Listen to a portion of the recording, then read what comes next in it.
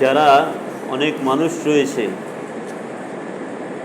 যাদেরকে সারা জীবন উপকার করার পরেও তারপরে দেখবেন একদিন শুধু একটা ভুল করেছে, সারা জীবন উপকার, একদিন একটা ভুল করতে পারেন না ব্যর্থতার কারণে। ওই দিন বলা শুরু করবে যে এটা অধিকাংশ নারীদের ক্ষেত্রেই হয়ে থাকে, যে অনেক সম্পদ সবসময় আপনি খেয়াল নিয়েছেন কিন্তু একদিন পারেন নাই, বলা শুরু করে দেবে যে তোমার দ্বারা আর কোনোদিন কিছুই পাইলাম না, অকৃতজ্ঞ হয়ে যায়। বুঝতে পেরেছি? সবসময় চেষ্টা করে খেয়াল রাখার জন্য, কিন্তু একদিন হয়ে গিয়েছে। হতেই পারে, সবসময় সবার পরিস্থিতি একরকম থাকে না। ওই সময়ই কিন্তু বলে দেয় যে তোমার দ্বারা কোনোদিন ভালো কিছু আশা করি নাই। এই কথাই আল্লাহ তাআলা কোরআনে বলছেন, ইন্নাল ইনসানা লিরাব্বিহি লাকানুত, নিশ্চয়ই মানুষ বড়ই অকৃতজ্ঞ, নিশ্চয়ই মানুষ বড়ই অকৃতজ্ঞ।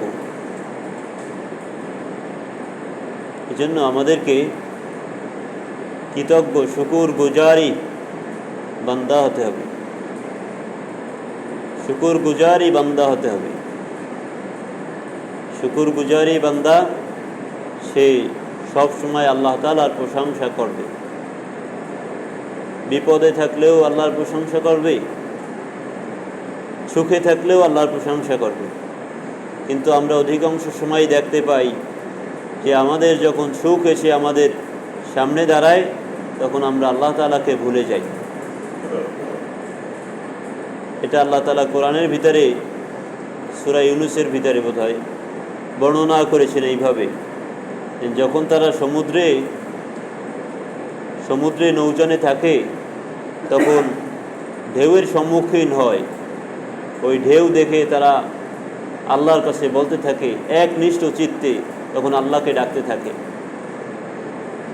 হিন্দু বলেন আর যাই বলেন না কেন, সবাই তখন আল্লাহ তাআলাকে ডাকতে থাকে তার নিজ নিজ ভাষায়, একনিষ্ঠ চিত্তে আল্লাহ তাআলাকে ডাকতে থাকে।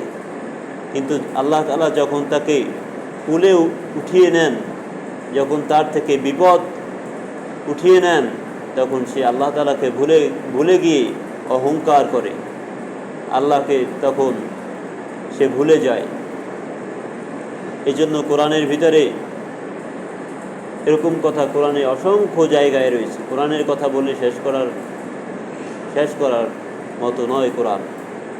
কোরআন এমন একটা জিনিস, আমরা সেটাকে অবজ্ঞাই করে চলেছি, হয় মানার ক্ষেত্রে, না হয় জানার ক্ষেত্রে, না হয় পর্যালোচনার ক্ষেত্রে, সব ক্ষেত্রেই আমরা কোরআনকে দূরে রাখতেছি, সব ক্ষেত্রে।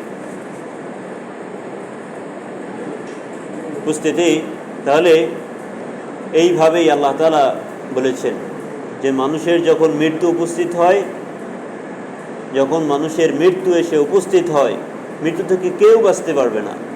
এই জগতের সব কিছুই অস্থায়ী, এটা সবাই এটা বিশ্বাস না করলেও এই বাস্তবতা সবাইকে মেনে নিতেই হবে, সবাইকে মেনে নিতে হবে। আমি বিশ্বাস করি না যে মৃত্যু বলতে কিছু নাই, কিন্তু আমার ওই একই পথে আমার যেতেই হবে, কেউ বাঁচতে পারবে না। কুল্লু নাফসিন যায়িকাতুল মাউত, কুল্লু নাফসিন প্রত্যেক নফসের যায়িকাতুল মাউত, মৃত্যুর স্বাদ আস্বাদন করতে হবে। প্রত্যেক নফসের, যার আত্মা রয়েছে, যার জীবন রয়েছে, তারই মৃত্যুবরণ করতে হবে, এটা আল্লাহ তাআলার ঘোষণা। এবং যখন যার মৃত্যু হবে তখন থেকে সে এক সেকেন্ডও পিছিয়ে নিতে পারবে না, সামনেও আনতে পারবে না। সূরা লোকমানের ভিতরে আল্লাহ তাআলা বলেছেন যে মানুষ জানে না আগামীকাল কি সে উপার্জন করবে, কিয়ামত কখন হবে, মায়ের গর্ভে সন্তান কি রয়েছে সেটা মানুষ জানে না, কার কখন মৃত্যু হবে সেই সম্পর্কে একমাত্র আল্লাহ তাআলা, ইনদাহু ইলমুস সাআ, আল্লাহ তাআলা সে সম্পর্কে ভালো জানেন। তাহলে আমাদের মৃত্যু কখন হবে সেটা আমরা কেউই বলতে পারবো না, কিন্তু হবে যে এটা কেউই অস্বীকার করতে পারবে না। এই জন্য বলা হয়েছে যে যখন মৃত্যু এসে উপস্থিত হয় তখন মানুষ বলতে থাকে, আল্লাহ আমাকে আর কিছুদিন দুনিয়ায় রেখে যাও। তখন ফেরেশতারা বলে, কিসের জন্য? কখনোই নয়, কাল্লা, কখনোই নয়। তখন বলে, আমি আমালা সলিহান, আমি ভালো ভালো কাজ করে যাব। আমাকে যদি বাঁচিয়ে রাখা হয় তখন আমি ভালো ভালো কাজ করে তারপরে জগৎ থেকে যাব। এটা মানুষ মৃত্যুর সময় বলতে থাকে, আমরা দেখি না, বলতে থাকে যে আমি ভালো ভালো কাজ করে যাব। তখন বলে, না, তোমাকে এইভাবে কত সুযোগ তোমার সামনে এসেছে, তুমি আবার আল্লাহ তাআলাকে ভুলে গিয়েছো। তোমার এরকম সুযোগ বহু এসেছে, তুমি আল্লাহকে ভুলে গিয়েছো। হাসপাতালের বিছনায় বসে কাতরাচ্ছ, তখন বলছো আল্লাহ সুস্থ হলে আর আল্লাহ তোমাকে আর কোনোদিন ভুলবো না। এরকম ওয়াদা, এরকম প্রতিশ্রুতি আল্লাহ তাআলাকে অসংখ্যবার দেওয়া হয়ে গিয়েছে। তুমি বহু এরকম আল্লাহর সাথে করেছো, বলেছো, কিন্তু এখন আর সময় নেই, তোমার মৃত্যুর সময় চূড়ান্ত হয়ে গিয়েছে। এটা মানুষের আফসোস মৃত্যুর সময় করতে হবে। আর একটা কথা কোরআনের ভিতরে রয়েছে, তা হলো আল্লাহ তাআলা বলেছেন সূরা জিনের ভিতরে, সম্ভবত যখন মানুষের মৃত্যু এসে উপস্থিত হয় তখন সে বলবে, আল্লাহ কিছুদিন বাঁচিয়ে রাখো। বলে, কেন, কি করবে? কি বলে, আল্লাহ যদি বাঁচিয়ে রাখো দান সাদকা করে যেতাম।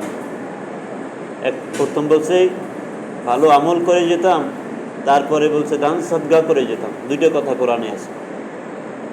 তাহলে এই দুইটা জিনিসের কিন্তু গুরুত্ব, এই দুইটা ঘটনা দ্বারা স্পষ্ট প্রমাণ পায় যে এই দুইটা জিনিসের গুরুত্ব অত্যন্ত বেশি। আমালা সলিহান, ভালো কাজ আপনি যেভাবে করতে পারবেন, অন্যায় কাজ থেকে দূরে থাকা, এটাও একটা বিশাল বড় ভালো কাজ। মানুষের সাথে মিথ্যা কথা আর বলবো না, অন্যায় কাজ। প্রতারণা মানুষের সাথে করবো না, অন্যায় কাজ।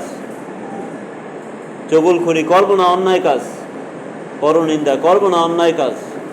মানুষের সম্পদ আত্মসাৎ করে খাবো না, অন্যায় কাজ, অন্যায় কাজ। গতকালকে একজনে আমাকে বলল যে এক লোক, সে একেবারে গাছ লাগাইছে এমন জায়গায়, এটা কিন্তু সমাজে সচরাচর চলতে আছে, এমন জায়গায় গাছ লাগাইছে, এই তার সম্পদ একেবারে সম্পদের এইখানেই। এইটা থেকে বিরত থাকা এটা ভালো কাজ না? অবশ্যই ভালো কাজ। আমার দ্বারা অন্য মানুষের ক্ষতি যেভাবেই হোক না কেন সেটাই অন্যায়, সেটাই জুলুম। আমরা করে চলেছি।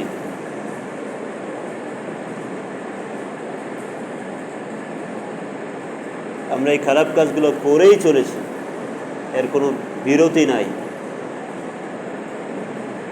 এই কারণে এই কথাগুলো তো কোরআনের কথা। আমরা যদি এই কথাগুলোর উপরে বাস্তব জীবনে আসতে পারি তাহলে দেখবেন সমাজ সুন্দর হবে, মানুষ সুন্দর হবে, সব জায়গায় আল্লাহর পক্ষ থেকে রহমত নাজিল হয়ে যাবে। যে জায়গায় ন্যায় নাই, ইনসাফ নাই, সেখানে আল্লাহর রহমত থাকে না। যেখানে ইনসাফ নাই সেখানে আল্লাহর রহমত থাকে না। আল্লাহ তাআলা কোরআনে বলেছেন, ইন্নাল্লাহ, নিশ্চয়ই আল্লাহ, ইয়ামুরু বিল আদলি ওয়াল ইহসান, আল্লাহ নির্দেশ দেন মানুষের প্রতি, আল্লাহ তাআলা নির্দেশ দেন বিল আদলি, ন্যায়ের নির্দেশ দেন, ন্যায়ের নির্দেশ দেন। আল্লাহ সব জায়গায় ন্যায় প্রতিষ্ঠা করতে হবে। সে মা হোক, সে বাবা হোক, সে ভাই হোক, অন্যায় করলে অন্যায়কে অন্যায় বলতে হবে, আর ন্যায় করলে ন্যায়কে ন্যায় বলতে হবে।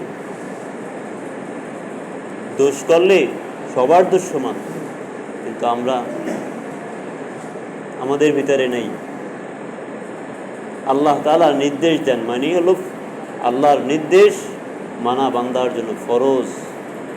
ইন্নাল্লাহ ইয়া'মুরু বিল আদলি ওয়াল ইহসান, আল্লাহ নির্দেশ দেন দয়ার নির্দেশ, মানুষের প্রতি ইহসানের নির্দেশ দেন। আমাকে একজনে গালি দিয়েছে, আমি আরও 2-3টা বেশি দিব, কারণ যেতে তো হবে, বুঝতে পেরেছি? আমাকে একজনে একটা গালি দিয়েছে, আমি 3টা গালি দেব, কারণ আমাকে যেতে হবে, এটা না। বিল আদলি ওয়াল ইহসান, আমি ক্ষমা করে দেব, দয়া করব। আমরা পারতেছি না। ইন্নাল্লাহ ইয়া'মুরু বিল আদলি ওয়াল ইহসান ওয়া ইতা'i যিল কুরবা ওয়া ইয়ানহা আনিল ফাহশাই ওয়াল মুনকারি ওয়াল বাগই। আল্লাহ নির্দেশ দেন যে তোমরা ন্যায়, ইহসান এবং আত্মীয়কে দান করো এবং অশ্লীলতা, মন্দ কাজ, সীমালঙ্ঘন করা থেকে বিরত থাকো। আল্লাহ তাআলা নির্দেশ দিয়েছেন। আল্লাহর নির্দেশকে আমরা নির্দেশ হিসাবে যদি দেখি, তাহলে এটা আমাদের জন্যই উপকার হবে।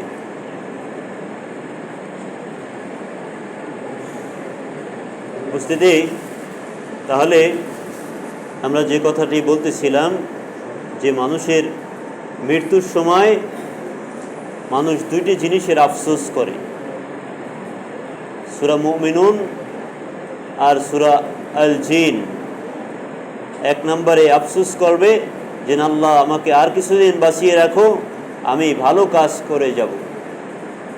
আমাকে আর কিছুদিন বাঁচিয়ে রাখো, আমি আমলে সালেহ, সৎ কাজ, ভালো কাজ করে যাব, অন্যায় কাজ করব না, আমাকে আর কিছুদিন বাঁচিয়ে রাখো। এই একটা। আর একটা হলো সে মৃত্যুর সময় বলবে আল্লাহ আর কিছুদিন বাঁচিয়ে রাখো, আমি সম্পদ দান করে যাব। তাহলে আমাদেরকে তওবা সংশোধন হতে হবে। আমি এখন সকালে তওবা করলাম, আবার সন্ধ্যার ভিতরে পাপ করলাম আর কইলাম ইস্তেগফার করলেই আমার জান্নাত, এটাকে সংশোধন বলে না। সংশোধন হলো অন্যায় কাজ থেকে বিরত থেকে তারপরে আল্লাহর কাছে ক্ষমা চাওয়া, এইটার নাম হলো সংশোধন। এইটার নাম হলো সংশোধন। যেন আমি একটা পাপ কাজ করতেছি, আল্লাহ মাফ করো, আবার করব, এটাকে সংশোধন বলে না। করতেছি, আল্লাহর কাছে ক্ষমা চেয়ে আর করব না, এইটাকে বলা হয় সংশোধন। আর আল্লাহ তাআলা সংশোধন হতেই কোরআনে বলেছেন। গতকালকেও কোরআনের একটি আয়াত পড়েছি, সংশোধন করতে আল্লাহ তাআলা বলেছেন। সংশোধন, যে নিজেকে সংশোধন করো। আগে খারাপ কাজ করতা, মিথ্যা কথা বলতা, এখন আর মিথ্যা কথা বলবো না। আগে মানুষের পিছনে গীবত, পরনিন্দা করতা, তো সংশোধন, আল্লাহর কাছে ইস্তেগফার করলাম, আবার করলাম, এটাকে সংশোধন বলে না। আপনি সাধারণ একজন মানুষের সাথে করেন, কোরআনের ভিতরে আল্লাহ তাআলা বলেছেন আল্লাহ তাআলার পর্যন্ত পৌঁছাতে মানুষকে অনেক কঠোর পরিশ্রম করতে হবে। আপনি আয়াতুল কুরসি পড়লেই জান্নাত পেয়ে গেলেন, তাহলে আল্লাহ তাআলার এই আয়াত মিথ্যা হয়ে যায়। কঠোর পরিশ্রম করতে হবে। মুখে আসলেই যা খুশি তা বলা যাবে না। পরনিন্দা, পরচর্চা, মানুষের গীবত, অন্যায় কাজ, অশ্লীলতা, মন্দ কাজ, সীমালঙ্ঘনতা, এগুলো থেকে বিরত থাকতে হবে উপস্থিতি। তাহলেই আমাদের আর মৃত্যুর সময় আফসোস করতে হবে না। আল্লাহ তাআলা ঘোষণা দেবেন, ইয়া আইয়াতুহান নাফসুল মুতমাইন্না ইরজিই ইলা রাব্বিকি রাদিয়াতাম মারদিয়া। হে মুতমাইন্না নফস, আল্লাহ তাআলার সন্তুষ্টির ভিতরে প্রবেশ করো। ইরজিই ইলা রাব্বিকি রাদিয়াতাম মারদিয়া ফাদখুলি ফি ইবাদি, প্রবেশ করো, আল্লাহ তাআলার বান্দা হয়ে যাও। মৃত্যুর সময় এই সুসংবাদ, না হয় আফসোস করতে হবে। ফাদখুলি ফি ইবাদি ওয়াদখুলি জান্নাতি, বান্দা হয়ে যেতে হবে। আল্লাহর হুকুমকে আগে, আমি মাঝে মাঝে বলি যে কি কি আল্লাহর হুকুম, এইটা আমাদের আগে জানতে হবে। যে আল্লাহর হুকুমগুলো কি। আমরা মানুষের হুকুম নিয়ে সারাদিন ব্যস্ত থাকি। যে অনেক কথা অনুমান হতে পারে, ধারণা ভিত্তিক হতে পারে, কিন্তু কোরআনুল কারীমের যে কথাগুলো, যে আপনি বলতে পারবেন না যে এইটার ভিতরে ভেজাল আছে, জাল আছে, জয়ীব আছে, হাসান আছে, মাউজু আছে, সহিহ আছে, সুযোগ নেই। একমাত্র আল কোরআনের কথাগুলো, এবং আপনি সব মানেন, ভালো কাজ আপনি সবভাবেই করেন। আয়াতুল কুরসি পড়বেন, 33 বার সুবহানাল্লাহ পড়বেন, এগুলো তো ভালো কাজ। একটা মিথ্যে কথা না বলে আল্লাহু আকবার বললেন, সুবহানাল্লাহ বললেন, ভালো কাজ। মানুষের গীবত না করে আলহামদুলিল্লাহ রাব্বিল আলামিন পড়লাম, ভালো কাজ। তখন এই চিন্তাটা মাথায় রাখি যে যখন মানুষের গীবত করব তখন আলহামদুলিল্লাহ সূরা পড়ব অর্থসহ, অথবা এমনি পড়ব। এইভাবে নিজেদেরকে সংশোধন হতে হবে এবং ভালোর দিকে যেতে হবে, না হয় আফসোস, না হয় আফসোস করতে হবে। উপস্থিতি, আল্লাহ তাআলা আমাদেরকে কথাগুলো আমলের নিয়ে